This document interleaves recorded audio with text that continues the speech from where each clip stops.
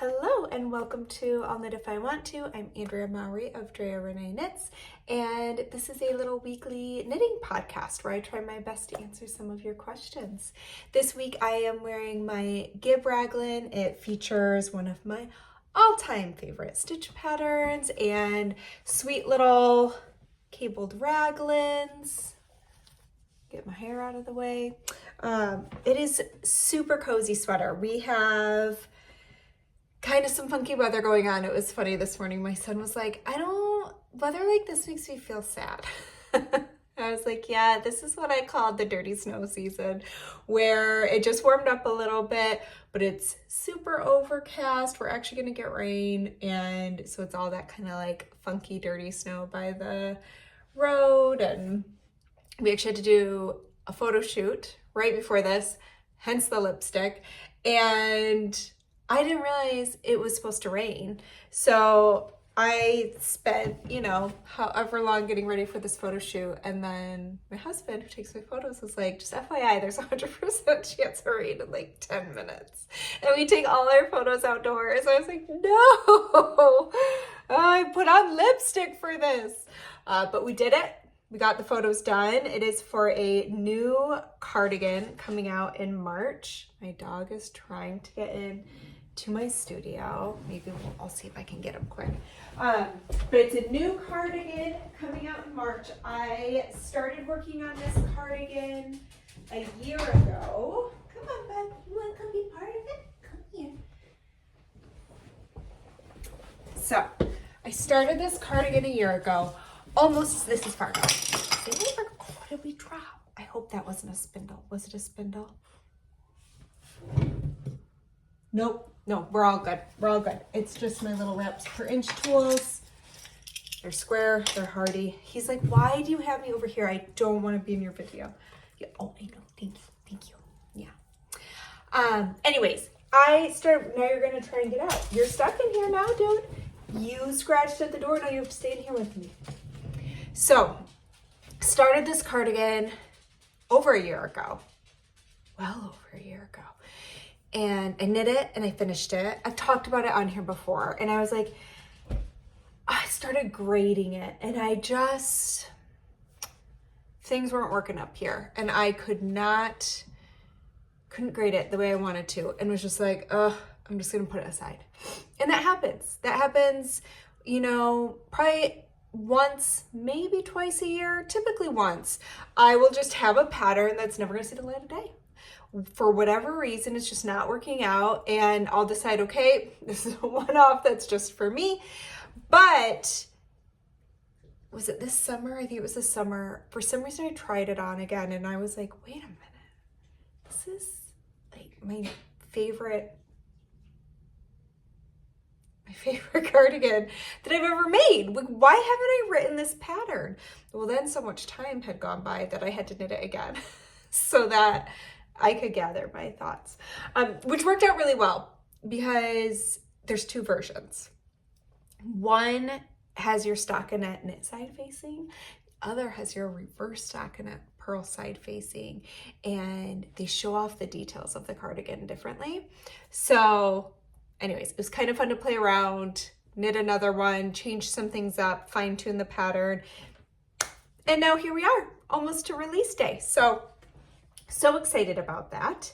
Oh, before we fully jump into questions, thank you so much, everyone who took a minute to let me know how you're feeling about the knit-alongs, because I think I just needed like a coworker for a day. I work alone and spend a lot of time up here in my studio talking to myself, listening to audiobooks, and sometimes I'm just like, is anybody out there?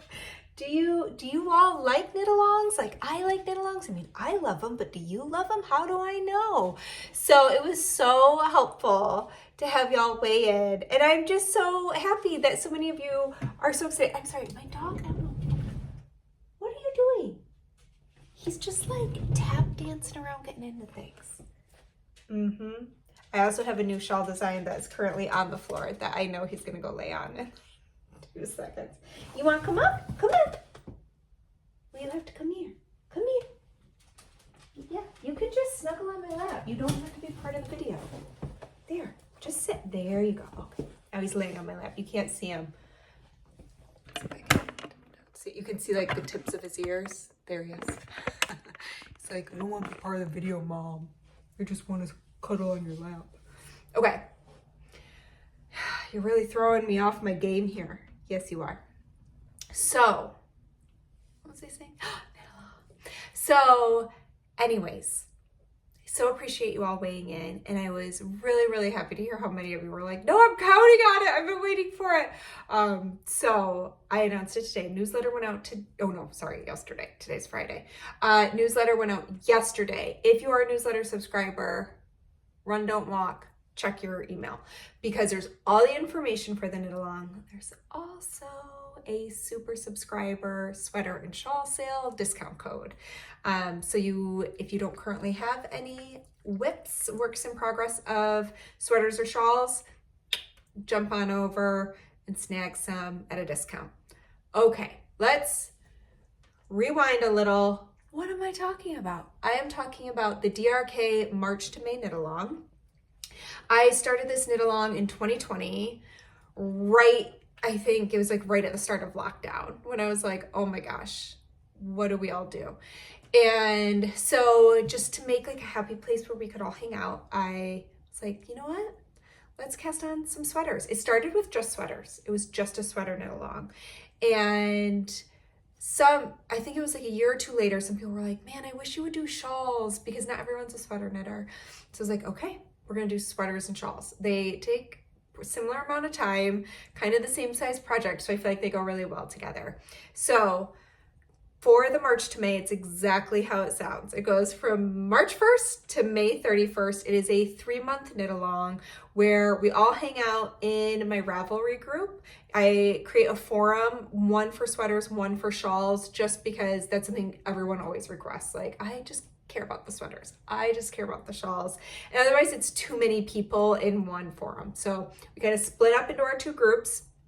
You can also participate on Instagram using the hashtag, which I will add below. But it's just DRK March, the number 2 May, KAL, which means knit along, 25 for 2025. You can even see, if you are on Instagram, just go to my most recent post. You'll find it there. And we all just knit along for 3 months. And the only requirements really are that it's one of my patterns and it's either sweaters or shawls. It does not include cowls. There's always a little confusion over that every year, because some of my cowls almost look like a little shawl. But I do try to end up doing some sort of accessory knit along. A lot of times in the summer, I'll do an accessory knit along because I feel like it's perfect timing for having a small project on the go. So we focus on those later. This one's just sweaters and shawls. And WIPs are welcome. So that means that if you currently have a Drea Renee Knits shawl or sweater pattern on your needles, you can still join in.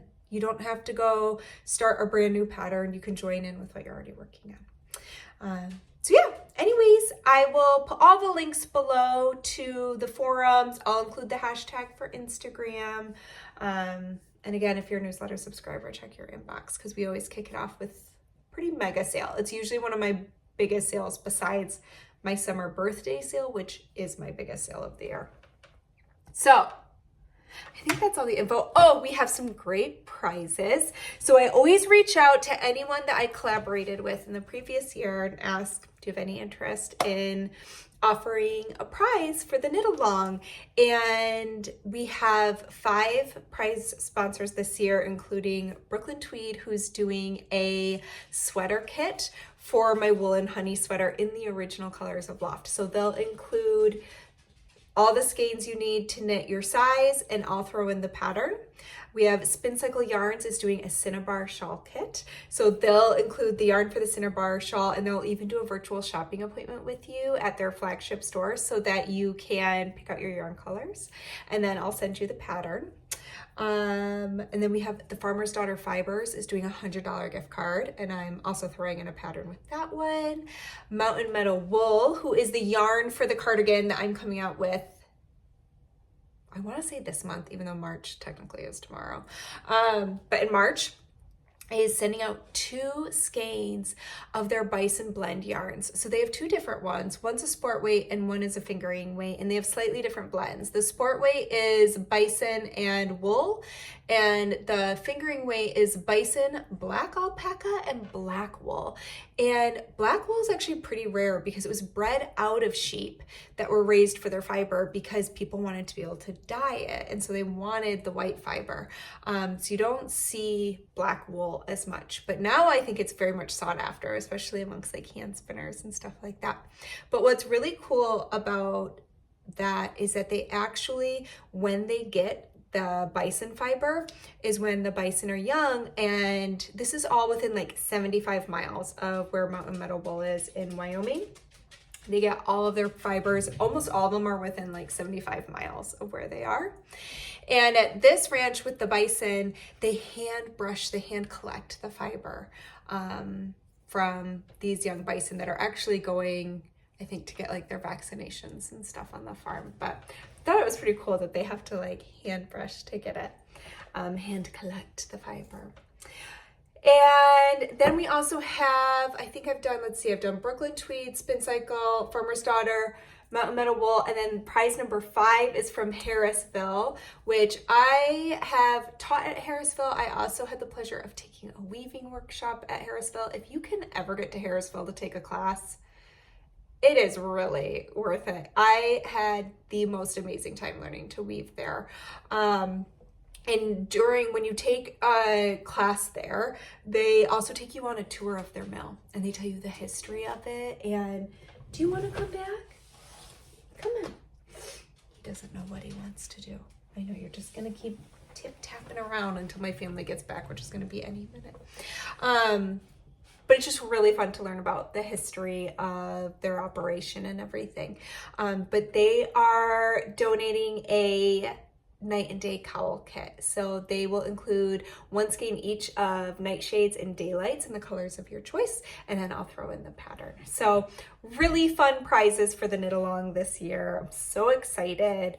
And that's it. I think that's quite a bit of information on the knit along. I've already been talking for a long time. So let's finally jump into some questions. Okay. Here is a question on gauge for a sweater knit in stockinette lace. One of my long-time whips is a blouse in a fingering weight. It's funny. I feel like all of a sudden when I'm doing this, I don't know how to pronounce words anymore. And maybe it's just because I get really conscious of it because I don't want to mispronounce a word. Volia Blouse. I had trouble meeting row gauge, but I decided that loving my final fabric was enough. The pattern, okay, I'm not so worried about that. Okay, so they're off by about 4 rounds on their gauge, which per inch or centimeter is just 1 round. Well, 1 round off per inch. Okay, that's not make or break. The bottom of the sweater and the cuff have 15 rounds of lace. Since my row gauge is very different from the pattern, should I try to knit the lace with bigger needles? I don't want the lace section to be too small. So I had a couple ideas here.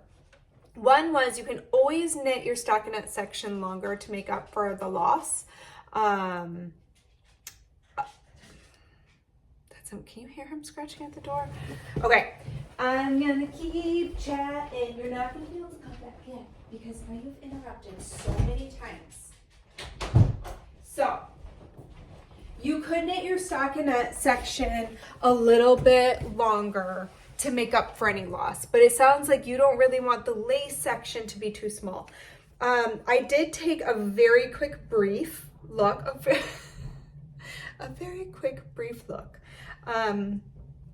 I took a quick glance at the pattern you're talking about, if I found the correct one.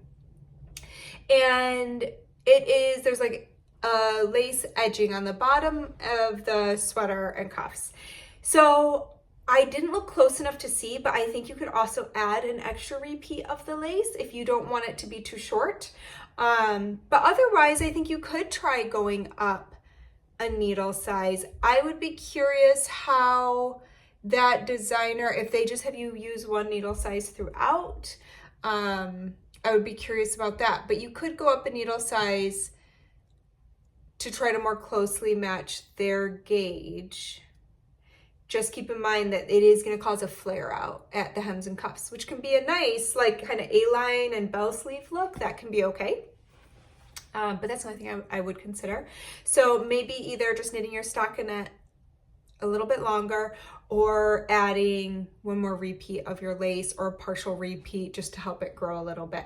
You could even see, okay, you could do a quick swatch of your lace, see how long it would be if you did only the repeats that they say, and then add another repeat and measure again. And then if you're like, oh, I really like the extra repeat, but it's gonna make it, you know, an inch too long, then you could remove that from the stockinette. You could do a little bit less in the stockinette, just a few rows, so that because you're adding a little bit of extra length, doing a full repeat of that lace repeat. Like, does that make sense? I think that could be a good option too.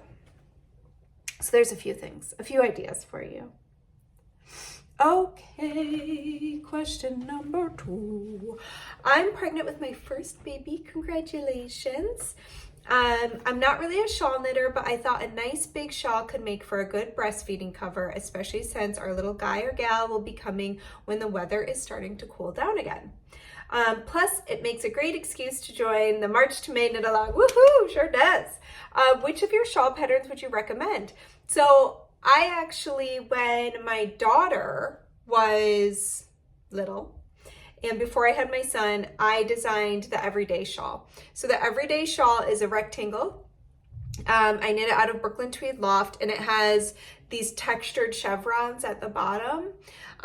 But what makes the shawl special is one side has buttons and the other side has buttonholes, and there's all these different ways you can wear it. And I used it a ton. I mean, it can double as a baby blanket. You can wear it as a poncho by buttoning it. You can wrap it around. It's really easy to throw over when you're nursing. You can use it in so many ways. So when you asked this question, that was absolutely the first one that popped into my head because it's so versatile. So I linked it below to both my web shop and Ravelry if you want to check that one out. I think it would be a really great option. And it has a special place in my heart because I designed it when my daughter was just a baby. Now she's going to be 11 this March. I can't believe it. Okay, I know you've mentioned, this is question number 3. I know you've mentioned the DRK Everyday Socks are your ride or die. But if you have to choose a shawl and a sweater pattern, blah, blah, blah, use your mouth correctly, a shawl and a sweater pattern. As the last shawl and sweater pattern you'll ever knit, which would you choose? Or which could you make over and over again if you had to? So immediately for sweater, what popped into my head was either the DRK Everyday Sweater or the Weekender. The Weekender, I have now knit it in worsted weight, fingering weight, and DK weight. There's 3 different iterations of that pattern, so obviously I like to knit that one. And it's just a very comfortable, great wardrobe staple. But if you're really gonna make me only choose one, I think I would do the DRK Everyday Sweater. I wear it, I think, the most out of any of my sweaters. And I feel like I could play with so many ideas with that sweater as the base, especially I really want to knit a hand spun one like yesterday. Really want to knit a hand spun one of those. So yeah, I think that's what I'd have to go with.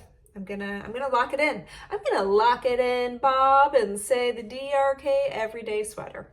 Now for shawl, first one that popped into my mind was my traveler shawl.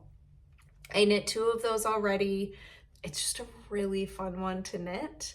And I could see knitting that again and again, but I actually cast on a new shawl that is going to be so easy to make, like any size you want. It's going to be a good gaugeless pattern. And I think that might end up being my new favorite. I mean, it's not even, I have like this much of it, but I'm feeling real good about it. I don't have a name for it yet, so, but it's right there. and I'm really excited about it. So I think that one's gonna be like maybe my ride or die one. Already I'm like, oh my gosh, I want another one. So hopefully, fingers crossed, that'll be a goodie. So yeah, there you go. There's my 2. All right, question number 4. I am knitting my first Harlow hat and love that it is reversible. My question is, do you have a preferred method or approach for weaving in ends so that both sides look great? I have not had to worry about this before. Okay, guess what I happen to have here?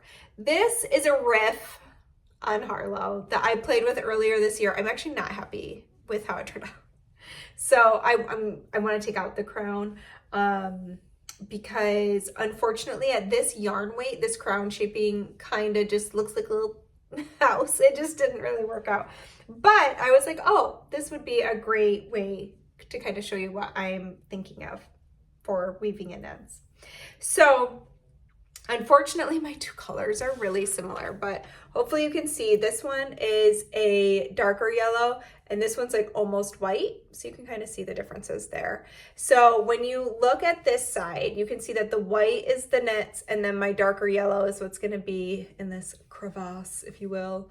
So generally speaking, I kind of always weave in my ends and brioche the same. And it's always worked out well for me, but I'm gonna show you more than one option here, hopefully. So I'm just gonna get my yarn over to where I need it. Okay, so do you see, these guys are what I call fish bones, because if you open it up, that's kind of what it looks like. These little diagonal lines, they kind of remind me of like a little fish skeleton. So all I do is run my needle under those fish bones, bink. I pull it through, I pull through a little extra and snip it, and then I just tug up and it'll hide in there. And I actually think that while you're wearing it, hides it well enough to not do anything more than that. So I would do that on both sides. You just want to make sure that you're running it under the fish bones that match the current color that you're weaving in. Another option, if you don't like that method, is that you can go under the little V's of your ribbing, and I just do that back and forth, row by row like that, just weaving it back and forth. Just make sure you don't pull on it too tight or it can kind of cause like a little bit of a pucker. And then this end, all I would do is I would feed it through to the other side, turn this inside out. You can see my fish bones again. I would just put it on my tapestry needle, which I'm not doing just because I may someday take out this crown shaping and actually fix this hat. But run it through and then I would just bring them under. And that's it. So that is how I weave in my brioche ends. And I really do feel like, I'm gonna look up close on mine. Like even right here, I'm literally looking right here at it. You know what, I'm gonna hide where I did it. I'm gonna hide my tail from you so you can kind of see. It's pretty dang invisible.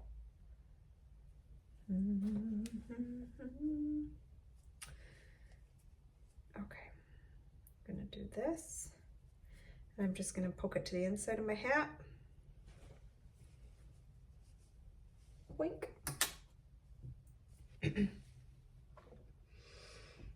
Focusing, there you go. So even when I kind of pull it open, can't really see it. So there you go. That is how I weave in my ends for brioche. I always like to tell when I'm teaching brioche, I always like to tell my students, you know, brioche can have a bigger learning curve. It can be, takes a minute to get the muscle memory and everything down for it. So it can be a little trickier to learn, but then I feel like we get rewarded with it having the easiest ends to weave in. Okay, we are already to question 5. All right, last stitch on Kitchener stitch or tubular bind off.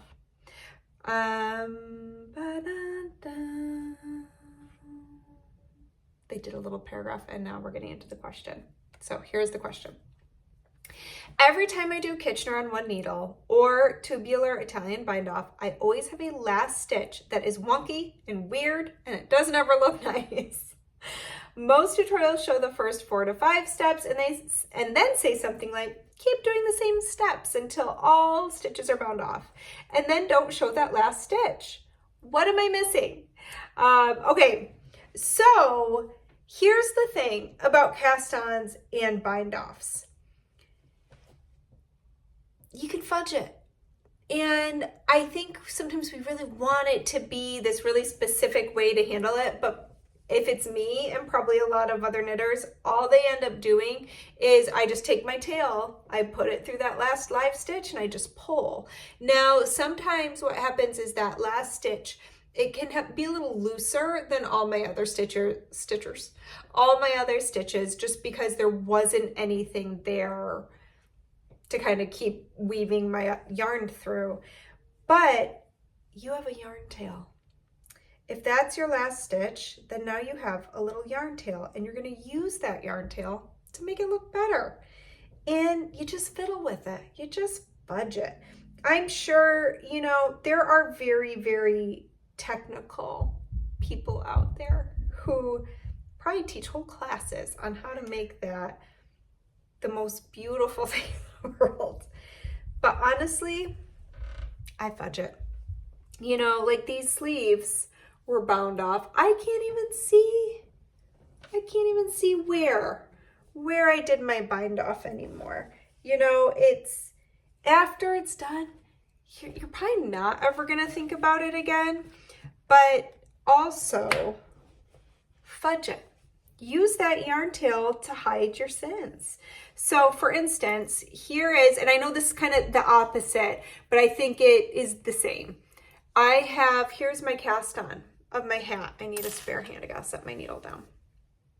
Okay, so this whole cast on, ooh la la, so pretty, so nice, so perfect, but ooh, here is where I cast on and joined in the round. And so there's just this little funky bit. That's just the way it is. So I grab my needle. This is when I would really love the camera to face down, like, someday, man, I'm not going to, but it's fun to pretend that someday I would have like this multi-camera setup where I'm like, now, folks, we're going to switch over to this camera and I'm going to do a beautiful demonstration off the cuff just for you. All right, I think I'm spending too much time alone over here. Okay, so here's that little area. All I'm going to do, I'm going to take my needle and I'm going to stick it through. I can't do it while I'm holding it up like that. It's just a little too awkward. But all I'm doing is I'm going through the top of the column of the stitch next to where I began. And I'm just going to pull it through. And I'm just going to swink. And then I'm going to go back through the other side. And I just look and I go, okay, that looks pretty dang similar to what all my others look like. You know? Just fiddle. So I guess that's not probably the world's greatest answer. But that is the most honest answer from me, is we got tails for a reason. Use them to fix things. Like, again, we've talked a lot about like underarm holes.